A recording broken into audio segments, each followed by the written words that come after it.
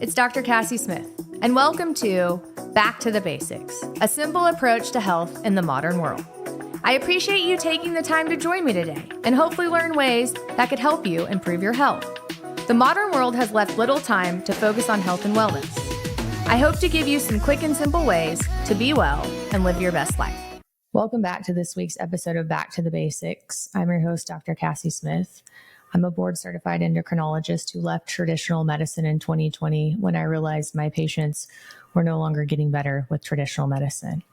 I currently practice holistic functional medicine in Oklahoma City, and today I'm going to be talking to you about breast implant illness. It's a growing concern among women since around 2019. 35 million women worldwide and 3.5 million women in the United States have breast implants. And about 1% of those women develop something called breast implant illness.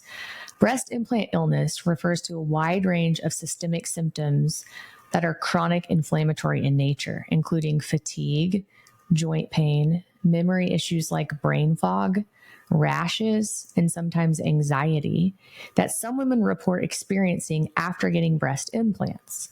Although the exact cause is not fully understood and it's not recognized as a formal medical diagnosis by most healthcare providers.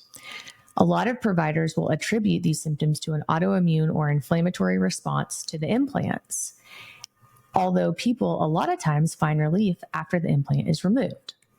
The main issue is that there's no definitive diagnosis and there's no specific test to diagnose breast implant illness. It's often diagnosed by ruling out other potential causes and symptoms. Today I'm interviewing Dr. Robert Whitfield, who has a background in oncology. He's now an expert in breast implant illness and proper removal of implants in patients with breast implant illness. He wrote a paper showing that 29% of the implants he removes have bacterial infections with E. coli or staph, proven by PCR after he explants these implants. Dr. Whitfield believes that testing for underlying inflammatory issues like hormones, hormonal imbalances, gut issues, thyroid disease, mold exposure, and food or environmental allergies is crucial before considering explant surgery. He states that the typical age that people he sees are between 35 and 55 years old women who have implants, who also have chronic inflammation and have tried traditional medicine avenues and maybe even functional medicine approaches, but are still feeling inflamed and very poorly. I truthfully found this disease fascinating because I was a woman in my mid-30s who was developing a lot of inflammatory issues and I couldn't get answers. So as a woman in my late 30s now who had chronic inflammation for years, I asked him all the questions I would have wanted to know about this condition several years ago. We cover things like, are older versus newer implants safer? Is there a certain type of implant that is safer? We already mentioned that bacterial infections are common with implants, but I wanted to know, what about mold? Is it common to see mold with implants? Because I see more and more people with mold in general. We talk about, is there a way that you can test sensitivities to silicone or nickel or metals before you take these implants out? At what age should you consider removing your implants? So if you have implants that are 10 years old or 15 years old or 20 years old, what is the answer to that? Like, when do these implants need to come out? Is there an imaging study or modality that you can use to tell if your implant needs to be replaced? Are there options to remove implants, not replace implants, and still have normal looking breast tissue? So for these women out here who think that they may want their implants removed because they may have breast implant illness, what are their options? What about fat transfer? Is there a maximum amount of fat that you can transfer? I asked him, if you have an autoimmune condition, are you more likely to have breast implant illness? So I have Hashimoto's and I wanted to know, with Hashimoto's, are you more likely to have breast implant illness? We talked about how long does it take to develop breast implant illness after you get an implant? Is everyone going to get it at the same amount of time? Do some people take longer to develop it?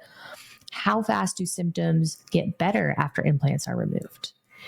What do patients first notice as far as this feeling better? Like, what are they supposed to know? If you get your implant removed, how are you going to feel better?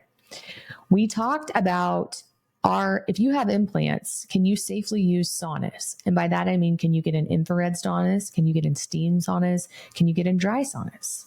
Can you get in cold plunges? What does it mean if you feel worse after you get in a sauna? I have lots of people who write to me and say, I just feel worse after I get in saunas. What does that mean? So we ask the expert, does that mean you have breast implant illness? Are there any types of exercises that you should not do even months after healing when you have breast implants? Some people say there are certain things you should and shouldn't do. So I asked him all of that. When you remove an implant, how likely is it that it will rupture? So if somebody wants these removed and maybe they haven't ruptured, what's the likelihood that it will? What should we be doing to help patients before surgery? We had a big discussion about this. He's very big on making sure that prior to surgery, you are optimized, which I love. So we need to be proactive in this country. We don't want to be reactive. Surgery creates inflammation. So what can we do to help lower this and help heal and help people recover? And so we talked about oxygen therapy, ozone therapy, red light therapy, lymphatic massage, fixing your gut, micronutrient deficiencies, peptide therapy. He gives us a rundown of all of that prior to surgery. We talked about the SHARP method, which emphasizes a holistic approach to patient care and healing. It's a book that he wrote actually about making sure that you're optimized for surgery. And then we talked about, again, how patients should be prepared for surgery to minimize inflammation and what are some tips you can do. We talked about mindset and does that play a crucial role in recovering from surgery? And we also talked about alcohol.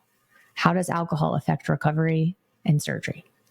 So buckle up. This episode is packed with all the information you will want to know, or maybe that you didn't even know you needed to know about this emerging chronic inflammatory disease of breast implant illness. Welcome back to this week's episode of Back to the Basics. Thank you for joining me this week.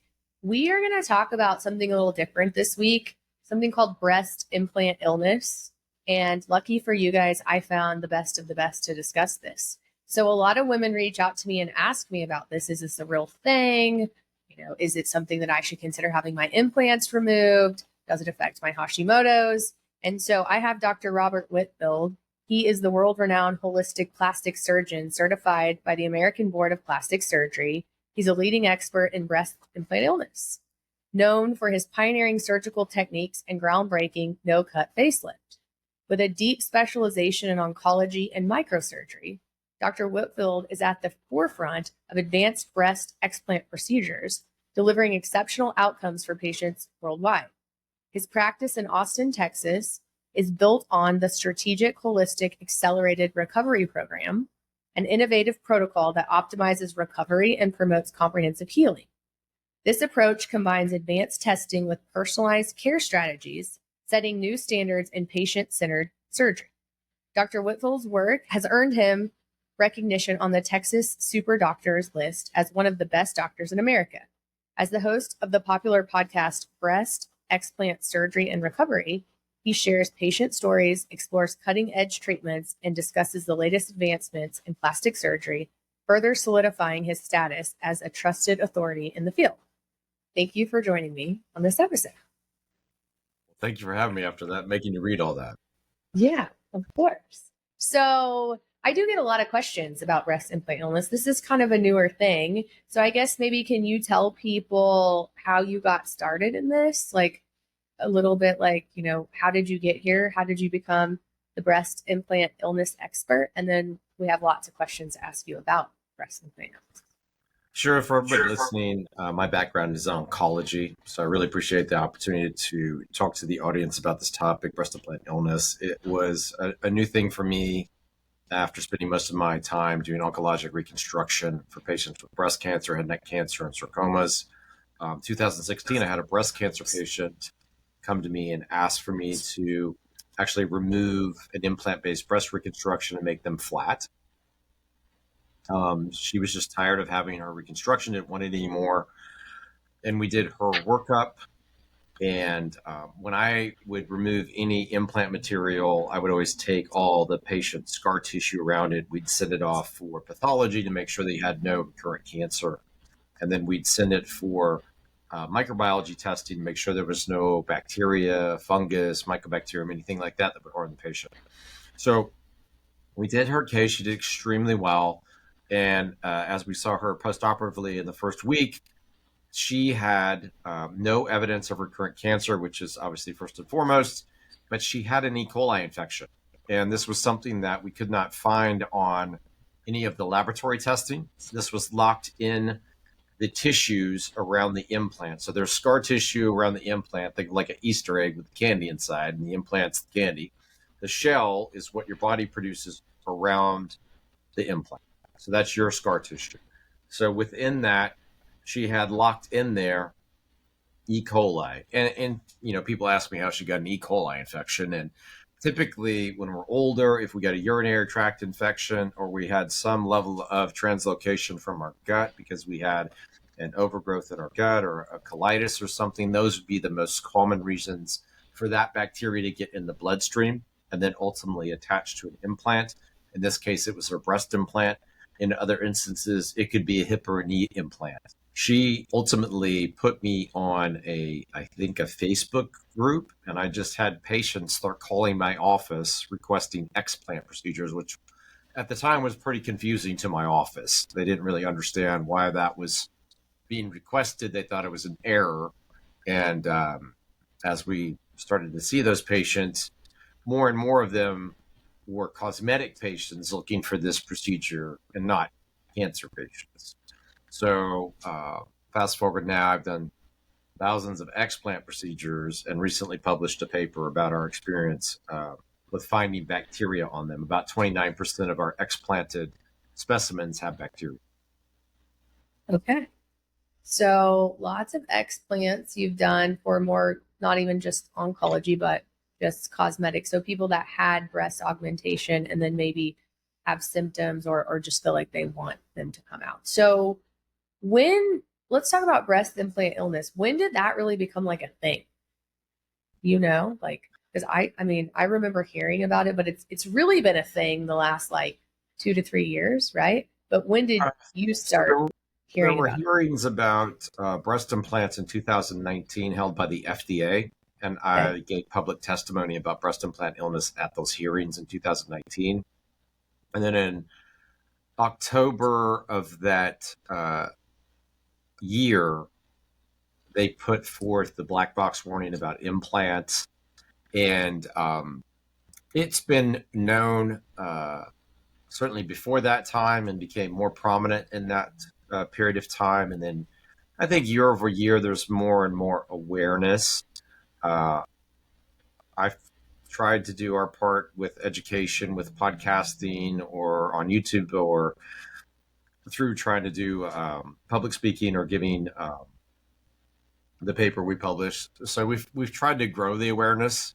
I think it's better now, but there's a long ways to go. So 2019, it kind of became a thing.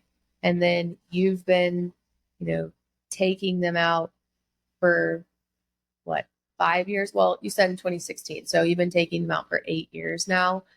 Yeah. How does somebody go about, I guess my question is like the people who come to you and say, I want these removed, are they having a certain like triad or myriad of symptoms, or is it just pain, or what do they typically say? Well, I think many functional providers will see patients who have chronic inflammation. So this is that patient, except for this patient has a breast implant. So they typically go through a pretty rigorous amount of testing on, traditional Western medicine, through rheumatology workups or endocrine workups or things like that, looking for, as they should, other problems. And then many of them kind of deviate into the functional or integrative world when that doesn't kind of satisfy, what's going on. Typically at that point, if they've tried different protocols to improve their wellness and haven't been successful either through, diet change, lifestyle changes, supplementation, maybe they've tried to do different cleanses or work, through, breath work. I mean, they'll try anything before they come see me. Nobody wants to actually come see me and have surgery. So the nature of this is, exhaust all of the, possibilities before you come see someone like me. Now, our program's a little bit different in that we take a very functional approach. We look at genetic testing, we look at toxicity burden, gut health, metabolomics, hormone balance, food sensitivities. We try to be as careful as possible to highlight um, and create a lot of opportunity to heal, not just do a surgical treatment plan. So what type? So these are people that just have the myriad of like chronic fatigue, brain fog, weight gain. Is it that type of person, or is there like one symptom in particular that stands out to you? No, chronic inflammation at the point where I see patients is affecting virtually every system. So they may have from head to toe problems, head symptoms or nice, any symptoms to do with brain fog, lack of focus, can't remember things, light sensitivity, sound sensitivity. They can have dry eyes, chronic sinusitis, a cough, difficulty swallowing, chest pain, shortness of breath, palpitations. They can have muscular symptoms, joint pain. They can have neuropathic symptoms in their arms and legs. They can have vibrations. They can have all sorts of gut problems, from bloating and swelling to constipation and diarrhea. Um, they can have reproductive tract issues, intractable UTIs, bacterial vaginosis, skin manifestations like total body cystic acne, atopic dermatitis. Pretty much, if you can name something, I've probably had somebody come to my office and describe it. So anxiety and depression as well, ADHD type symptoms. Okay. And then these are people who have, like you said, exhausted more of a functional medicine route. So they've done the things they're supposed to with their diet. They've maybe had GI, MAP testing. They followed that protocol, and then they're still having inflammatory markers that are really high, and people can't figure out why. Maybe they have like a high TPO with Hashimoto's, or maybe they have really high insulin levels or uric acid, CRP, that sort of thing. CRP is not really sensitive in this problem. Okay. So we looked at that for several different years and couldn't ever get a handle on it being a real marker. So we looked at thromboxane A2 in the urine for a while, and that was pretty sensitive, but it can be affected by diet very easily. So just adding turmeric or curcumin in your diet can affect it. Taking an anti-inflammatory can affect it. So it's not so easy to nail down. There's a new paper out this year that looks at a substance called oxylipin-10-home, which is an interaction between it's a product created by the interaction between bacterial biofilm and the breast tissue's oleic acid that oxidizes and creates oxylipin-10-home. It creates many of the symptoms that I just described. So that's like a blood test that you can order? There is no test for it. It's been shown in research to be a molecule that is responsible and reproducible for some of the symptomology. So we're hoping that within the next hopeful, next calendar year, that there is a test that can be done for that. So then so you typically do go ahead and do like food sensitivity tests on people. And I heard you say GI maps, toxicology, genetic testing, stuff like that. Is that just to make sure that they don't have some problem that somebody didn't uncover before you go do this? Or you said it's to help them heal? So this is just a chronic inflammatory process. So if you were to take out an implant and miss the fact they had a mold toxicity, or they had a really high phthalate level, or had a high glyphosate level, or if they had a parasitic infection in their gut, or they didn't know they shouldn't be eating avocados because it triggers them, or they have a nearly undetectable level of a hormone, you're not really doing your job. That's probably fair in all of functional medicine, I would say. Yeah. General, when you look at traditional versus functional medicine, I would agree. So you don't definitely want to do surgery on somebody unless you've rolled out other causes for this, is what you're saying. And so if somebody comes to you, is this something that you guys have like a panel that you do of all this stuff, or you kind of look at what they've done before? Like, what is your process in seeing these patients? Yeah, I wrote a book about this. It's called the SHARP method. It's my protocol. I don't interact with patients who don't participate in that program. So that's done on every single patient that I see who I operate on. Okay. So if patients want to come and see you, then is this like they call your office, they get the book first, or how does that go? So many people actually now show up having read the book. So we give it to our patients who come in and are going to have surgery. It's not the, I put it out there so people can understand there's actually a method that you can follow for any type of surgery to get a more efficient recovery. So that's what it's really about, is trying to clarify what somebody does from a genetic standpoint. Like, you can't pick your parents and you can't outrun a bad diet. So those are the kind of benchmarks that we try to set up to just explain to people, like, there is a reason why you have trouble with this. Part of it's genetic, part of it's your diet, fluid quality and air quality and other factors, things you put on your skin, like things we get exposed to. At a certain point, you genetically cannot handle how many exposures you get. And then if somebody, today I talked to somebody who, like many people, went to college, lived in an old dorm and had mold in it. And maybe their first place after college was an old place and it had mold in it. So you can kind of see over time how this is a problem. So I think molds are really underappreciated pathogen in this process. So do people get mold tested prior to you doing this surgery? Yeah. We do a urine tox test on everybody. A provoked urine tox test. And then I guess a lot of my listeners are going to have questions about, so obviously the, symptoms that you gave, lots of symptoms. There are a lot of people that listen to this podcast that are seeing functional medicine providers. And so they may be thinking, okay, well, maybe, this is, something I want to consider. Does it matter how long they've had implants? Like, is there a certain time where implants were safer, a certain type of implant? Does any of that matter? In our study, the short answer is no. Okay. So it doesn't matter the vintage, really. The older implants from like the 80s, of course, had a much higher rupture rate because of the shell technology. So if you kind of fast forward to the 2008 to present generations of devices, they're all a bit engineered, you would say, more equally.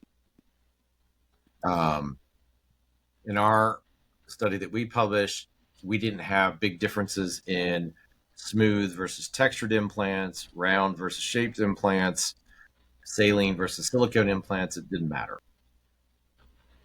There were no statistical differences in those.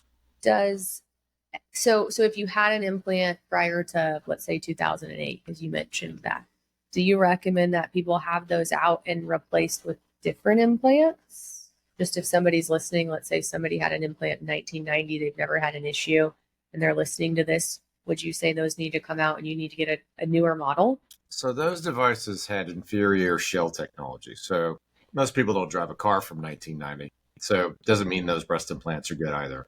So they should go see somebody and have them checked out. There's high definition ultrasound that can look at them. Mammograms might be too aggressive on that vintage of an implant. You could do a breast MRI. There's something called QT imaging, which uses high frequency ultrasound and no radiation. So there's lots of ways to look at it rather than going and get an exchange.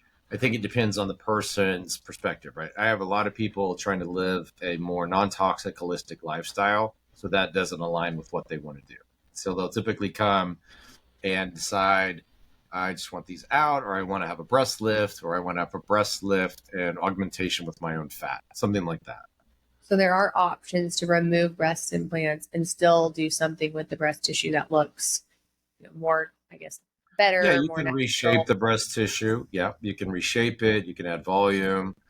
Many patients I see probably could have had a breast lift, and that would have served them well versus a small implant. Small implants that are under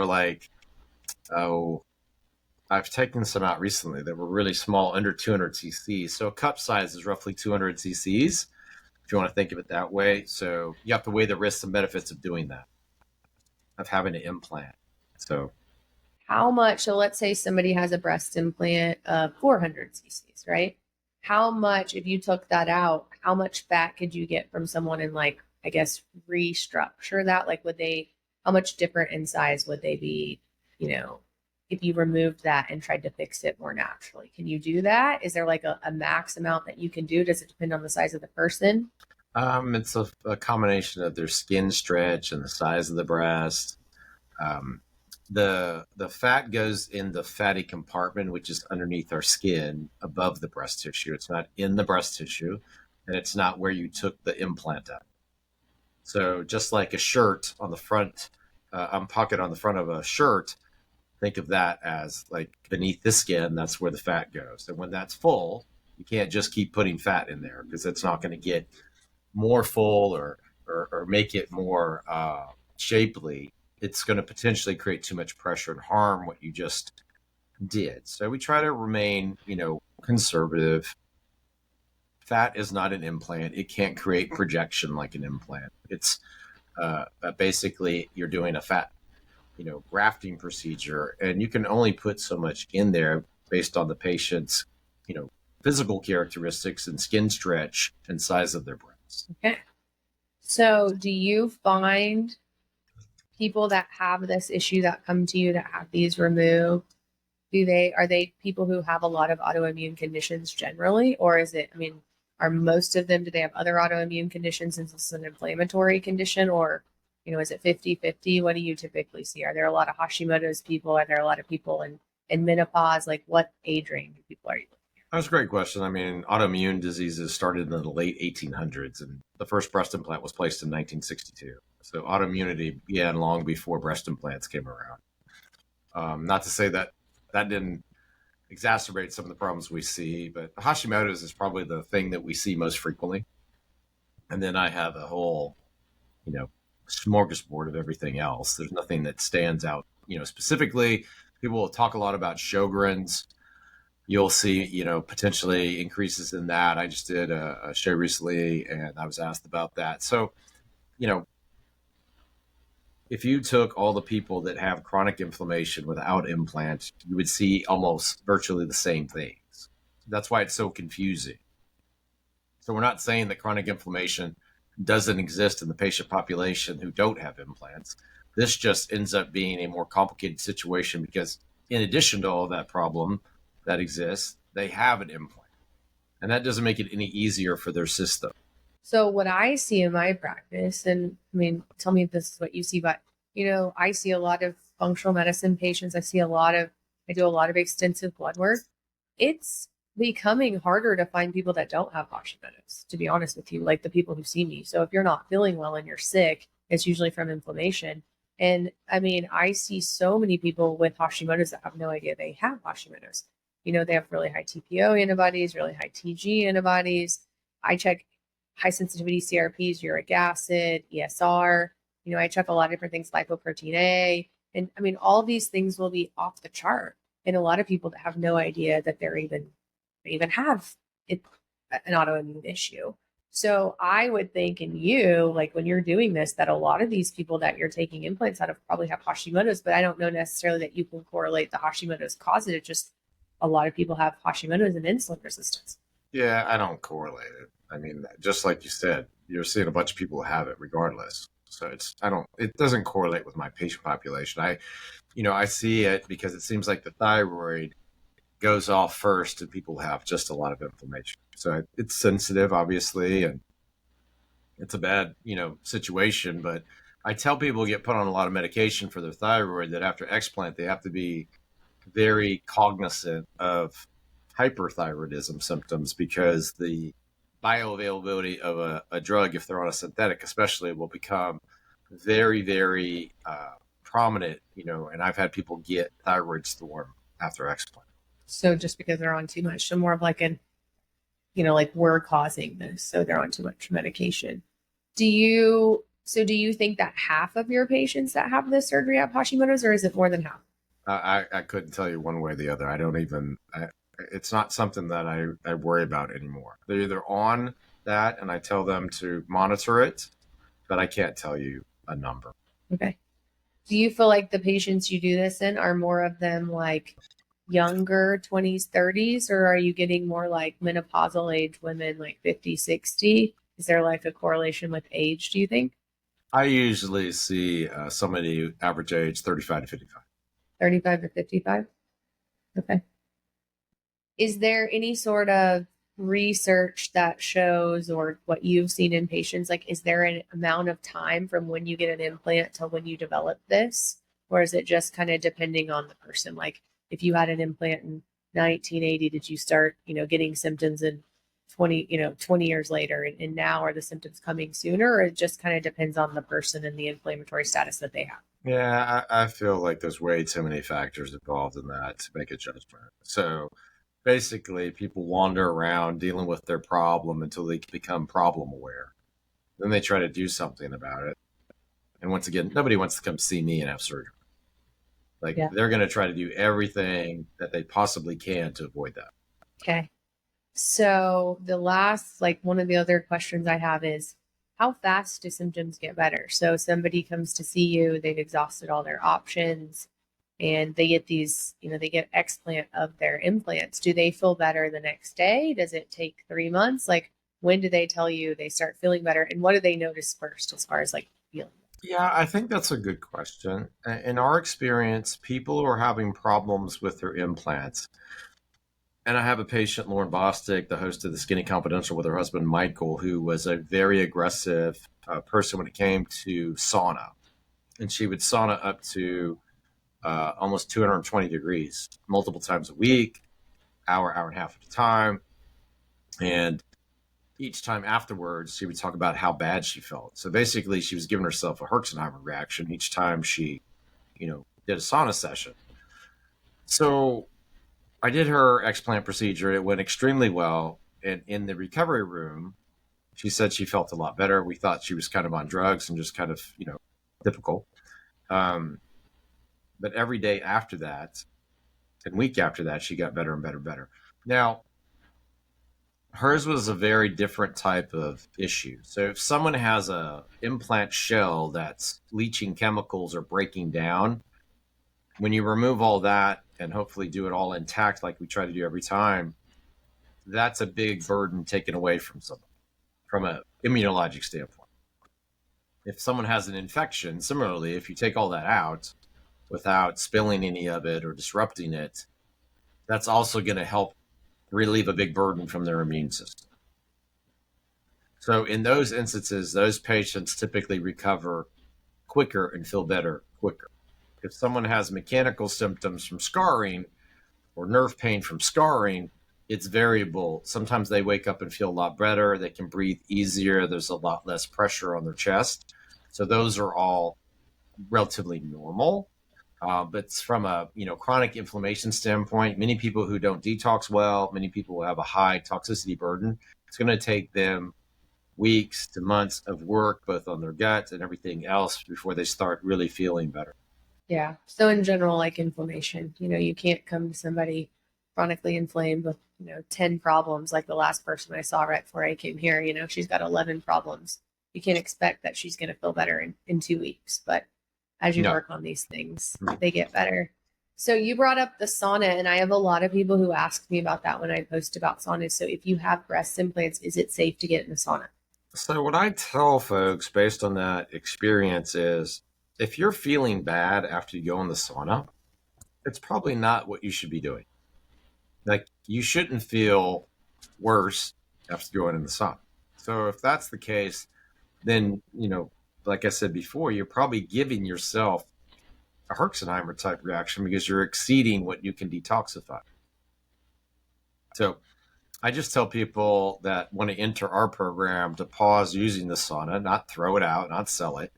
And then after we do their explant, and about 90 days after explant, we'll have them resume, more of a controlled, gentle type use of their sauna. So 90 days after.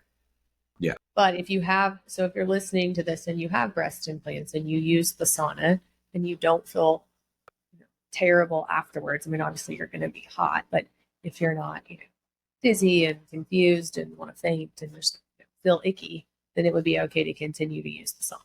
Yeah, I mean, I just try to be practical based on our experience. We have a very high number of patients who use infrared, less so that have barrel saunas, of course, because that's more difficult from a just access standpoint. Unless you're at a place that has one on site, you go there and use it. So I think we're just trying to be cognizant of our experience clinically and be careful with our patients until we get them in a better position.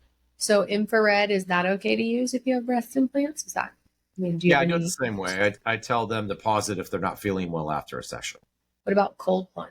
It seems like cold doesn't cause the same issue. The cold plunge is not an issue. What about exercise? Like when people have implants, some people say like, oh, well, I've heard that you're not supposed to do chest, or you're not supposed to, obviously not right after the procedure, but is there any sort of exercise or any sort of activity that you shouldn't be doing with breast implants? Oh, I think probably it depends on their placement, and I will probably, just respectfully leave that up to the surgeons who place them. They can discuss that with them because that's their patient and how they want them to exercise or not exercise. So I'm gonna get out of that whole question. Okay. Okay. Is there a way, so you know how you were saying that with like when you see patients, if they have like something wrong with the capsule and the implant is actually like leaking, or maybe they have an infection, can you see that on imaging? Like, is that something that you can see and you can tell them before, or is that something that you kind of guess about and then go in and tell? Like, is there a way to for sure know? The patients who are 10 plus years out have a higher rupture rate. So I just go into each case assuming that they're ruptured. The patients who show up with an MRI that shows that they don't have a rupture doesn't mean they don't have a rupture, because you can't really see posterior ruptures all the time on MRI. And that's why we don't use it as a screening tool now. We just approach them all the same way, like they're all ruptured. And when you say that, though, the patients that show up to you, these are people that don't feel well, right? So, like, if let's say somebody's listening to this podcast and they have breast implants and they were put on in 2008, it's been more than 10 years, and let's say they're thinking, oh my gosh, like maybe mine are ruptured. Are you saying that most implants, no matter what, even how you feel, may have ruptures after 10 years? Like, is that kind of the time where you want to get a new car, 10 years, or it just kind of depends? Yeah, so the rupture rate goes up 0.5% per year after that time interval. So that's when people would start talking to their surgeons about exchanges. But it's more about surveillance, examination, making sure there's nothing wrong with the device. So from our perspective, because we're just explanting people, we're not exchanging them and doing other types of procedures. We're approaching them all that we're going to assume that the worst case scenario is this is ruptured and leaking. We want to be careful and take it all out intact. And typically you can do that without issues, I guess I would say. Yeah, I mean, in the majority of the cases, we don't have trouble getting all the material out. And once again, not the majority of these are not ruptured. We just approach them that way. So we're trying to be careful, and we don't want to, get inside of, just like if it was a cancer, you don't want to be inside the cancer. You want to be outside. So we're trying not to be in where the implant is. We just want to get the scar tissue cleaned up, make sure everything is in order. I've found a handful of breast cancers. I've found a lymphoma. So it's not without its problems, in addition to the 29% that have underlying bacterial contamination. So 29% of what you take out has bacterial infection in it? Has bacterial contamination on PCR analysis. Wow. And there's no way to check that prior to doing surgery in someone? Currently, there's no way to evaluate that. That definitely could cause some issues for sure. So your book that you wrote, the Strategic Holistic Accelerated Recovery Program, is that something that anyone could use if they were considering having breast, surgery, whether it be, getting an implant, getting one explanted? Is this something anyone could use for any type of surgery? Like, tell us a little bit about the book. Yeah, it's just written from my perspective, what I think we should be doing to help patients before surgery. So our program is really geared towards being, prepared rather than reacting to a problem. So the more information we have up front, the better we can help the patients get ready for surgery. Surgery is going to create a lot of inflammation. So anything we can do to lower that, situation for them is going to help them be more efficient in recovery. I talk about our experience with genetics and all the other things related to toxicity and gut health and food sensitivities and hormones. But then, I do touch on how we feel hyperbaric oxygen helps in recovery, lymphatic massage helps in recovery. We have red light. I discuss peptide therapy, but we stopped promoting peptide therapy in our practice after the FDA sent out a notice about peptides. We feel strongly that they're good options, and hopefully with the administration changes, that will come back and not be an issue, because they're very helpful in our cases. Yeah, I completely agree. I love red light therapy, ozone therapy, things like that prior to surgery, even other surgeries, not even breast augmentation, but any surgery. I do think it's beneficial. And I think it's important that people realize like you want your body to be in a good place prior to surgery so that you can actually heal and recover, right? Because if you go into surgery in a bad situation, already wounded, then it's really hard to recover and to feel better after surgery. Because surgery, I think people forget, like, it's almost like medicine has been so mainstream and surgery is just like, well, everyone's had surgery. It's a big deal. Like, they're giving you anesthesia, they're putting your body through a lot of trauma. I mean, it's not something that you should take lightly, I don't think. So I think that it's good that you wrote that book. And and people have a lot of trauma from any surgery in the past. Yeah.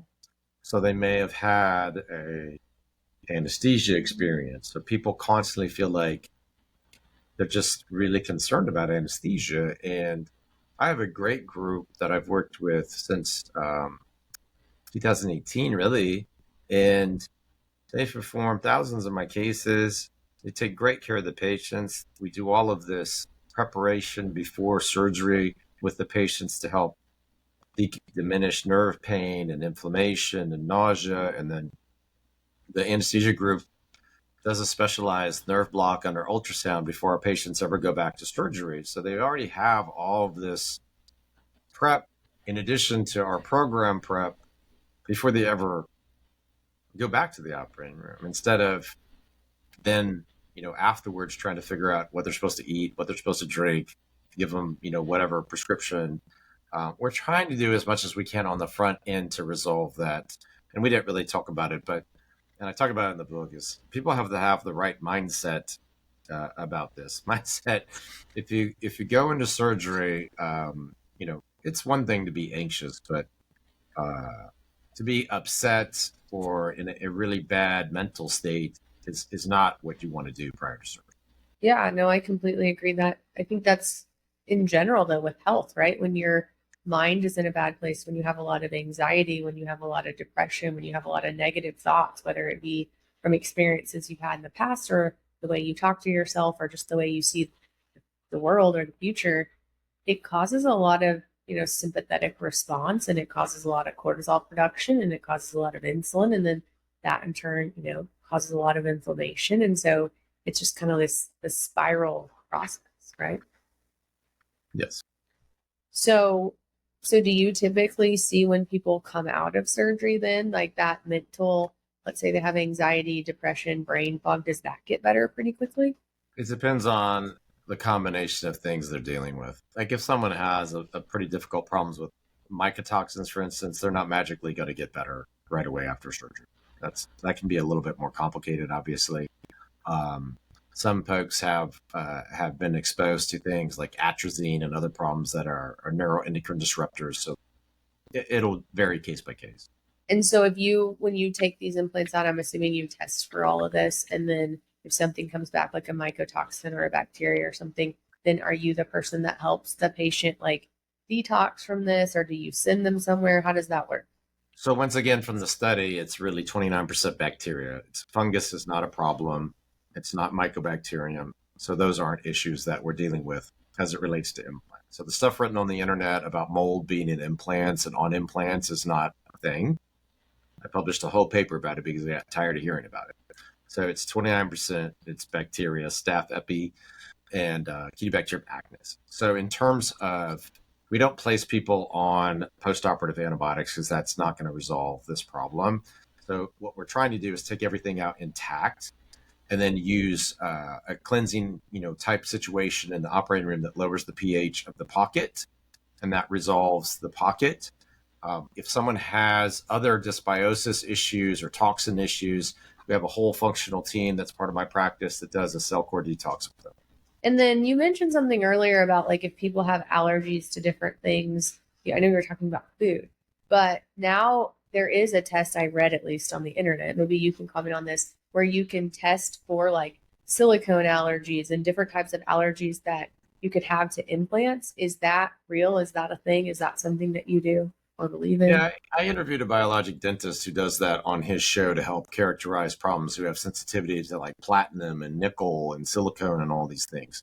So, for us, we're taking a bunch of material out. I'm not placing any material. So it doesn't change what we're doing. So we don't participate in testing for that problem. Um, uh, it's probably something that if you're going to get a device placed, whether it's a hip implant, knee implant, breast implant, dental implant, it'd be great for you to know that. That makes sense. And then the other questions I have are just kind of let people know where they can find you. Obviously, you have your book. You're very you're on YouTube. I know you've been killing it on YouTube, right? You're on Instagram. Is there anywhere else that you have a podcast? Let people kind of know where they can find you, learn more information. Yeah, I think anybody listening to this who wants to get more information about breast implant illness, that's a longer discussion. So you're going to need to take more time to listen to that. It's typically not going to be found in a short form, manner on Instagram. So we go back to the things that house our content. My website, drrobertwhitfield.com, has our links to Apple Podcast, Spotify Podcast, and YouTube. So I would go there first and foremost to get whatever you're interested in. We've done, oh boy, we have 700 videos up or something like that. Just about topics related to this specifically or on subjects that we've talked about. So that's the best way. Okay. And we'll link all of your stuff in the show notes, handles, and etc. I just want to say thank you for being a surgeon that actually looks at a functional approach, because I think that's different. Although you do go and you take it out, you get rid of it. I think that the fact that you wrote this book about the best way to heal and just looking at the person as a whole is good, and it's enlightening. It's different. And so I appreciate you being, different in doing that, because I know that's what we need in medicine for people to actually get better, is to take this functional approach and make sure people are doing the things they need to do to actually get better after surgery as well. Thank you. So I end my podcast with 3 questions, and they're very easy. And I do this with every single guest, so I don't want you to overthink it. Just super easy, because our podcast is about making people healthy. So the first question I have is, what is one food that's most beneficial and why? Yeah, I guess I'm a big fan of my ribeye. I like my protein. Okay, that's easy. What is one thing that anyone can do for their health that would improve their health that's completely free? Stop drinking alcohol. No alcohol at all? 0. Yeah, I don't drink alcohol anymore. Messes with my HRV. It does mess with your HRV. It messes with your sleep as well. So I tell people this too, but they get very angry. So you heard it from Dr. Whitfield. It's not just me. You shouldn't drink alcohol at all. 0. And the last question is, what is one thing you wish you would have known about your health 20 years ago that you would have done differently so that you are healthier now? I developed sleep apnea without knowing it. So sleep apnea, for everybody listening, is a very dangerous thing. You don't have to snore to have sleep apnea. That's a myth. So you can silently have sleep apnea. I had it for a long time and I didn't know that. So one of the big risks for women, especially for Alzheimer's, is sleep apnea. So I would implore everybody, there's a company called ResMed. I have nothing to do with them, but they can help you get a test online, or you can go to your GP and get a test. I would think, if you want to do your best, you always want to do your best to preserve your brain health. That's something I wish I had gotten tested earlier in life. It's called ResMed, like RESMED. RESMED. ResMed. Yeah, ResMed. Okay. And so how did you figure out you had this, just for people listening? Yeah, my wife started punching me at night because I was snoring. Okay. So you were snoring. But did you feel bad? I would wake up sometimes with a headache. I would wake up not feeling, very refreshed. And now I'm super specific about measuring my sleep, not drinking, like I said, because it does affect my sleep. It doesn't matter if I drank in the middle of the day or before bed, or it made no difference. It would affect my HRV, my sleep. So I stopped eating about 3 hours before bed. I stopped drinking about 2 hours before bed. And I try to get off any screens about an hour before bed, have the room a little cooler, have a little sleep mask. I had to wear a CPAP so I look like a freak. That episode was full of so much information. I hope that now you better understand what breast implant illness truly is. I hope that you know now what are some of the symptoms of breast implant illness. And if you believe you have breast implant illness, I hope that now you feel a little bit better about maybe what some of your options would be in pursuing this. If you feel you may have any of the issues we discussed on this podcast, Modern Endocrine may be able to help. We specialize in personalized functional medicine care. We do extensive hormone, thyroid, inflammatory, and metabolic blood testing. We do gut testing, micronutrient testing, Dutch hormonal testing, allergy testing, mold testing, and genetic testing if needed with our patients. We focus on a holistic approach to healthcare. We can help you determine if you have an underlying cause of your inflammation, or if not, we may need to look further into breast implant illness and see if that's something you may be suffering from. We're able to see patients via telehealth in 21 states. For a full list of states we're licensed in, please see our website or social media pages. Our website is www.modern-endocrine.com. We also have extensive nutrition services and counseling, which is available in all 50 states. For more information about all of our services we provide or to become a patient, check out our website. If you're in the Oklahoma City area or can travel to our clinic, we have a state-of-the-art clinic featuring red light bed, cold plunge, an IV suite with IV therapy, ozone therapy, and EBOO therapy. I would appreciate you sharing this episode with anyone you feel would benefit from this information. I would also appreciate it if you would leave me a review. These podcasts take a lot of time and energy, so let me know if you think we're doing a good job. I would love to hear via social media or comments on this podcast about what other topics you would like for me to discuss. If you guys enjoyed this episode, please make sure that you're following us. Share it with somebody. I know there's tons of people that message me about breast implant illness, so please share this. I'm sure that somebody that you know would benefit from it. Leave us a review and then tune in next week for the next episode. Thank you. The information presented, including any materials discussed, referenced, or linked within this podcast, are for general educational purposes only, not the practice of medicine. No doctor-patient relationship is formed from you listening to this podcast or utilizing any of the information provided. I am a doctor, but I am not talking to you as your doctor.